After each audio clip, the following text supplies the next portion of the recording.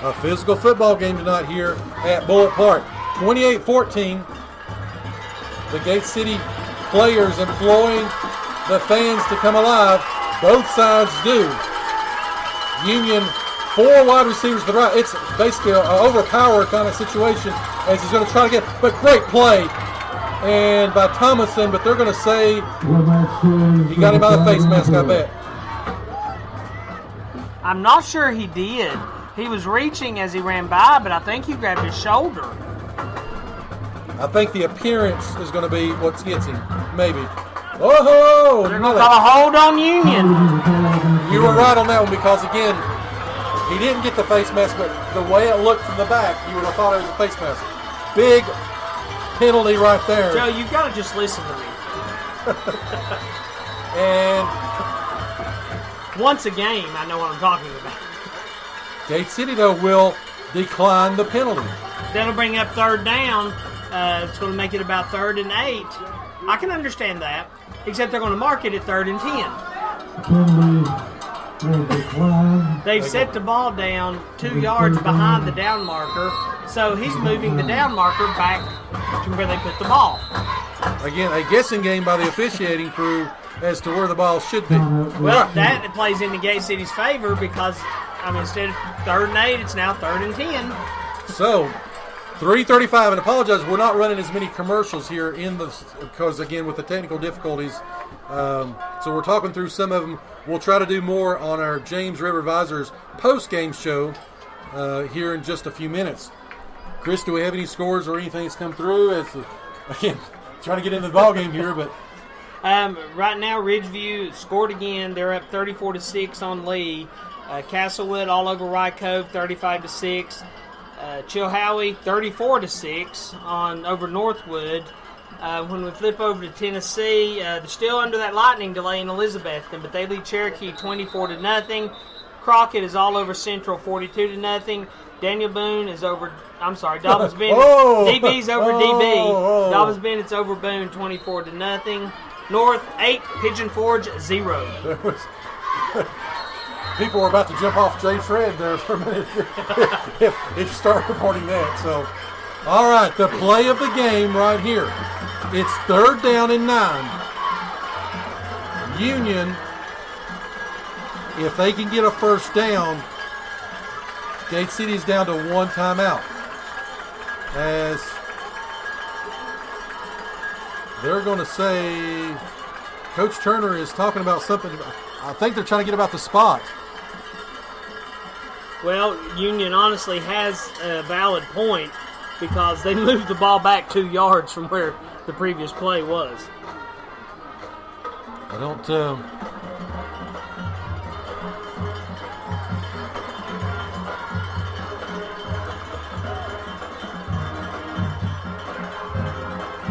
Well, they give him a sideline warning, first of all.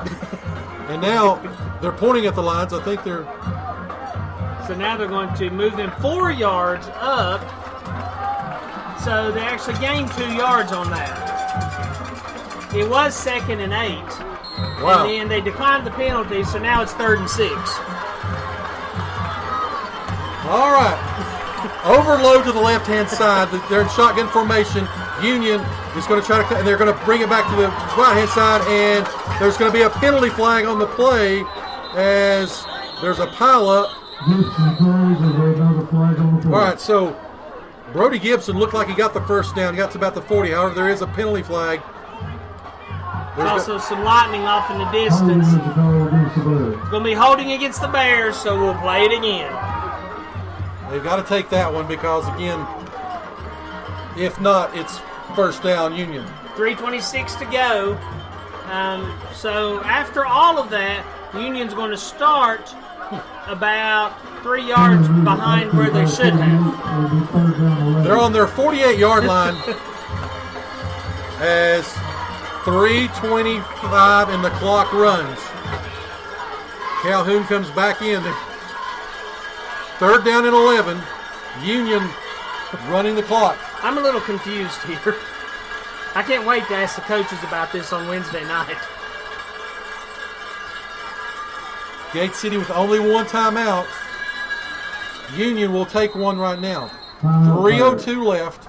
It's 28-14. This is going to be... Joe, there was a Union player that said something to the coach. The coach said something to him, and then he suddenly grabs his knee and leans over and gets a timeout. Okay. That looked a little suspicious there. Union able, though, I believe, to save a timeout. Conspiracy theories. Here we go. Just in case I'm wrong, won't mention any names, but that was kind of strange. The coach said something to him, and suddenly his knees hurt, and Union gets the timeout they needed. 3:02 left in the ball game. 3rd down and 11. Union on their own 48-yard line. Gate City, again, since the start of the second quarter, has outscored Union 14-7. Again, the player who looks like you're talking about is quarterback Brody Gibson, who is not coming out of the game. Again, but by calling the timeout, he can save him, I guess. Did they call the timeout? I never did see them. The referees never signaled one. Union's got 2 now, so I guess they did. Union's got 2, Gate City's got 1. The play of the game is right here. 2 receivers set left, 1 to the right. 2 backs in the backfield, and they're going to call. It's going to be a reverse, and it comes around to the side, and Gate City, he stepped out of bounds. Wow. What a play by Gate City. Great defense. That also stops the clock and makes it 4th and 11. Union unable to put the Blue Devils away. It's 4th down. And here comes the punt team. Looks like Union lost a yard on that. It's going to make it about 4th and 12. Levi Roden and Luke Reed go back for the Blue Devils. Gate City got a roughing the punter last week that kept a right Ridgeview drive alive. See if they go for it here. They do not. They're playing punt safe. Kick is down to,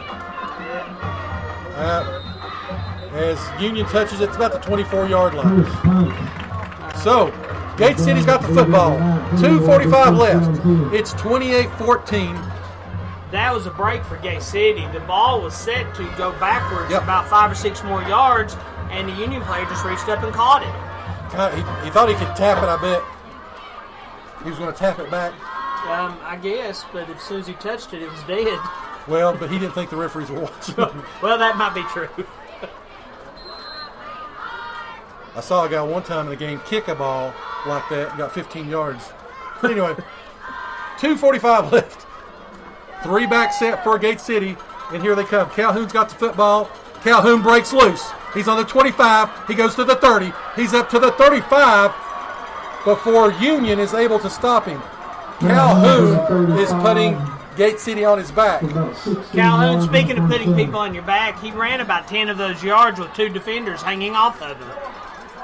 They have no answer for him at this point. I love watching that boy run. And there's going to call a penalty. They're going to say there was an illegal formation, I bet. They were going to come up and spike the football. Coach Housewright does not look happy over on the sidelines. I believe that's Housewright. Coach Darren Reed, that's the offensive coordinator. I can't see from this side of the field. Regardless, someone's about to have a stroke on the Gate City sideline. 1st down and 15, and the clock will run. 2:30 left. 2 splits. Split to the right, split to the left. 3 backs in the backfield. And they're going to give it to Calhoun once again. He's going to go up the middle, and he's going to gain those 5 yards back. The 2nd down and 10. Clock runs, 2:15. Union leads 28-14. 2nd down and 11. Gate City's about to the point now where these 3 and 4 yard Calhoun runs, they're going to run out of time. They need to score quickly. Gate City, unfortunately, has to use their last timeout because they ran someone on late. Thomason was coming into the ball game. Nobody went off. They had 12 people on the field, or they were going to get another penalty. 2nd down and 11. Final timeout taken by the Blue Devils. 28-14, 1:57 left. 2 steps forward, 1 step back. In the grand scheme of things, though, the improvement from last year to this year is almost undescribable.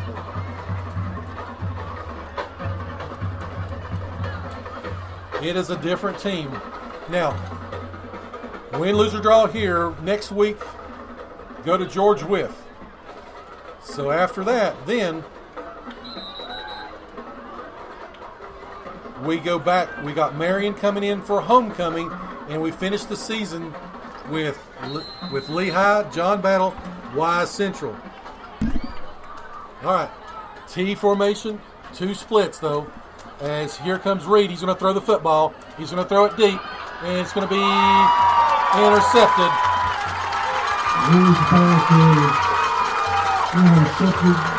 Alex Rasnick with the interception. Roten didn't have the. Roten again on it with a sort of a bad wheel, wasn't able to break loose and get behind the defender. Kind of threw it up for a jump, and Union takes over. 1st and 10 on their own 30-yard line. That's the second turnover. That's only the second turnover for Gate City, so they've definitely improved in that department. And Union also has 1, so Gate City's only down 1 in the turnover battle. 28-14, 1:51 left. Union in a victory formation. The Gibson takes a knee. It'll be 2nd down and 12.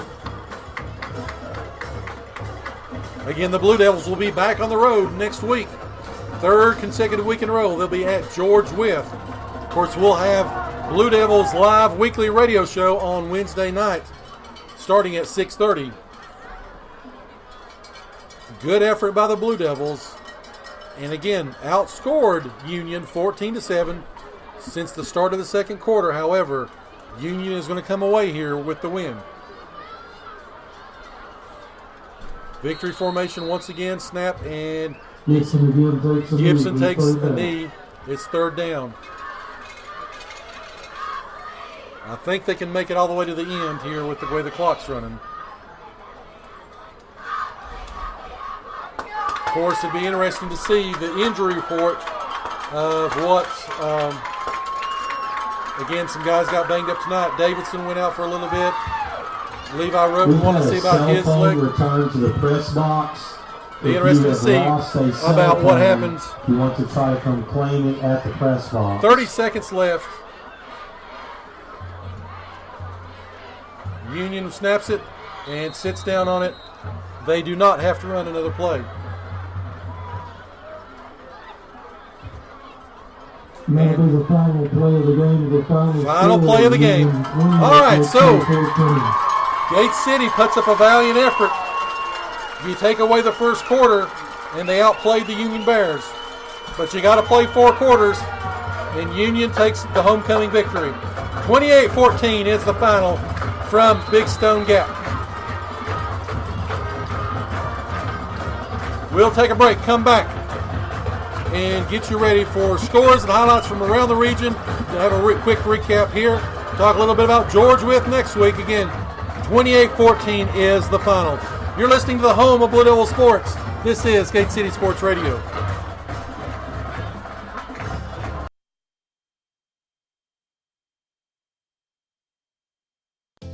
Proudly representing Southwest Virginia in the House of Delegates for the last 24 years, Terry Kilgore continues to strive and work hard for others. Just like our Gate City Blue Devils proudly represents our school, our town, and community. Delegate Kilgore, a proud Gate City alumni himself, wants to thank the residents of the 1st District for their trust and support over the years as he's continued to voice our needs and concerns in Richmond to make our region a tremendous place to live and work. And on behalf of Delegate Kilgore and his family and staff, they say, Go Big Blue! For exceptional Mexican food and the perfect place to stop in before heading out to watch another Gate City victory, La Carreta Express in Weber City offers a tremendous menu of authentic Mexican cuisine at a great price. La Coretta proudly supports Blue Devil sports, and they're open 7 days a week, even until 10 p.m. every night except Sunday. So dine in with them today or give them a call.